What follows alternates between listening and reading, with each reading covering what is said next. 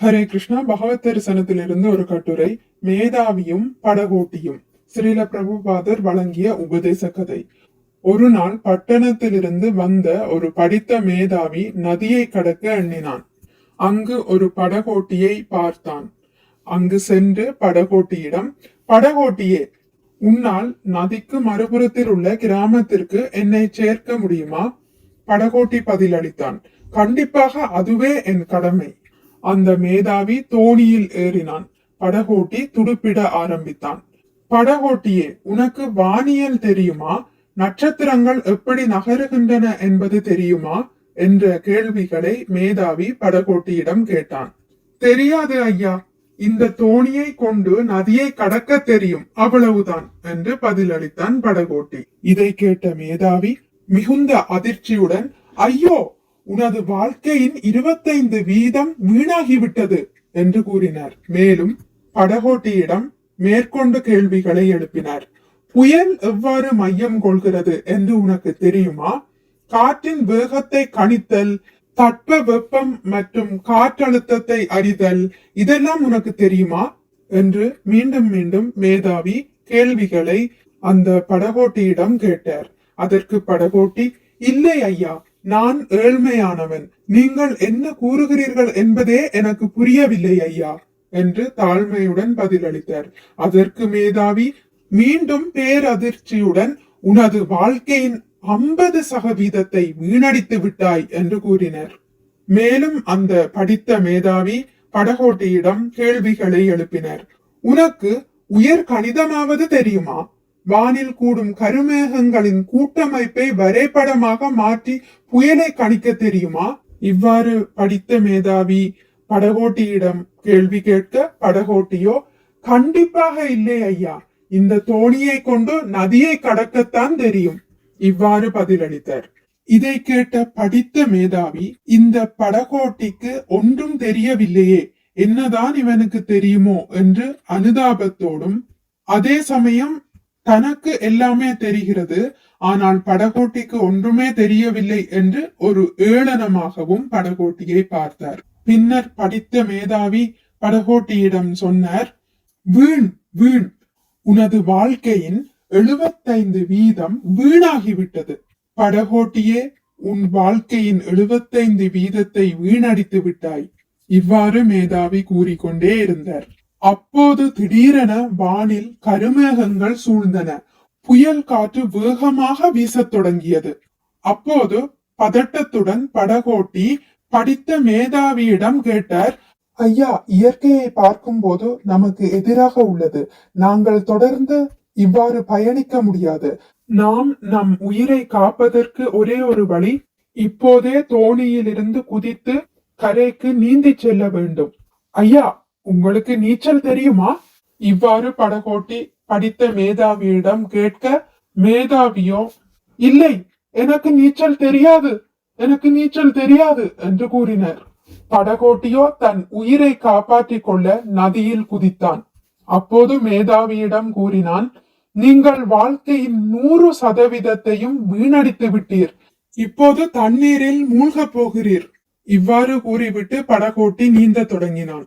அந்த மேதாவி மூழ்கத் தொடங்கினான். உதவி கேட்டு கூச்சலிட்டான். அப்போது படகோட்டி கூறினர், ஐயா, உயிரை காப்பாற்றிக் கொள்ள நீந்தியாக வேண்டும், வேறு வழியே இல்லை, நீந்த முயற்சி செய்யுங்கள். இவ்வாறு கூறிவிட்டு படகோட்டியோ நீந்தி சென்று கரையை அடைந்தான். ஹரே கிருஷ்ணா. இந்த கதையிலிருந்து நான் புரிந்து கொண்ட சில விஷயங்கள். உண்மையில் அறிவு என்றால் என்ன? இந்த கதையில் வரும் மேதாவி நினைப்பது புத்தகங்களில் படித்தது, பட்டங்கள், இலக்கணம், கணிதம், இதுவே முழு அறிவு. ஆனால் கதை சொல்வது அறிவு பல வடிவங்களில் உள்ளது. அறிவின் அகந்தை மிகவும் ஆபத்தானது. மேதாவி தான் அதிகம் படித்தவன் என்பதால் படகோட்டியை தாழ்வாக பார்க்கிறான். அறிவு பணிவை தரவில்லை என்றால் அது உண்மையான அறிவல்ல. அகந்தையால் மற்றவர்களின் திறமையை பார்க்க முடியாது. உண்மையான உணர்வும் மனித நேயமும் மறைந்துவிடும். சூழ்நிலைகளுக்கு ஏற்ற அறிவே வாழ்க்கையை காக்கும். புயல் வரும் வரை புத்தக அறிவு பயனுள்ளதாக தோன்றியது. ஆனால் உயிர் ஆபத்தில் நீந்த தெரிந்த வாழ்க்கை அறிவுதான் முக்கியமானது. சரியான நேரத்தில் சரியான அறிவு இருந்தால்தான் வாழ்க்கை காக்கப்படும். ஒவ்வொருவரும் அவரவர் உலகில் மேதாவிதான். இந்த கதையில் வரும் படகோட்டியை பார்ப்போம். அந்த படகோட்டி எழுத்தறிவு இல்லாதவராக இருக்கலாம். ஆனால் கடல், காற்று, படகு இவற்றை பற்றி நன்கு அறிவான். ஆபத்தான சூழ்நிலையில் தன்னை எப்படி காப்பாற்றிக் கொள்வது என்பதை பற்றி நன்கு அறிவான். ஆகவே அவன் உலகில் அவனே மேதாவி. அறிவை மதிப்பீடு செய்வதற்கு ஒரே அளவுகோல் இருக்க முடியாது. மனித மதிப்பு பட்டங்களால் இல்லை. ஒருவரின் மதிப்பு கல்வி சான்றிதழ்களால் அல்ல, பேசும் மொழியால் அல்ல. ஒருவரின் மதிப்பு வாழ்க்கையை சமாளிக்கும் திறனால் உள்ளது, மனித நேயத்தால் உள்ளது, பொறுப்புணர்ச்சியால் உள்ளது. வாழ்க்கையே ஒரு ஆசிரியர். இந்த கதையில் மேதாவிக்கு பாடம் கற்றுக் கொடுப்பது புத்தகம் அல்ல, வாழ்க்கைதான். வாழ்க்கை சில சமயம் திடீரென நம்மை பணிவுக்கு கொண்டு வருகிறது. புத்தக அறிவு மனிதனை உயர்த்தும், ஆனால் வாழ்க்கை அறிவு மனிதனை காப்பாற்றும். கல்வி மனிதனை உயர்த்தலாம், ஆனால் பணிவு இல்லாத கல்வி மனிதனை விழவைக்கும். ஒவ்வொருவரும் அவரவர் சூழலில் ஒரு மேதாவிதான். ஒருவர் நூல்களில் மேதாவி, இன்னொருவர் வாழ்க்கையில் மேதாவி. பட்டங்கள் ஒருவரின் மதிப்பை நிர்ணயிக்காது.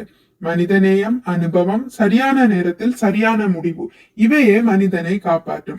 மற்றவரை இகழும் அறிவு ஆபத்து நேரத்தில் உதவாது.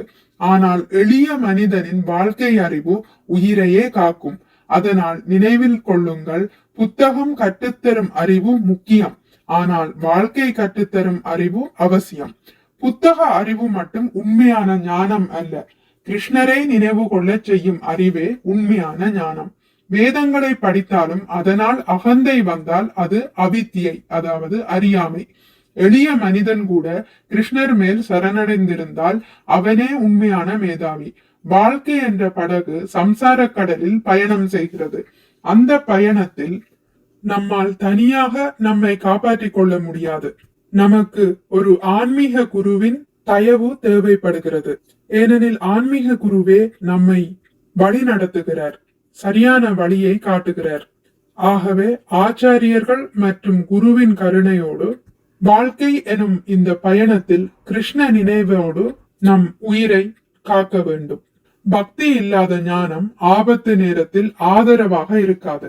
ஆனால் கிருஷ்ணரின் நாம ஜபம், கிருஷ்ணரிடம் சரணடைதல், கிருஷ்ண பக்தர்களின் சங்கம், ஆன்மீக குருவின் கருணை இவையே நம் உயிரையும் ஆன்மாவையும் காக்கும்.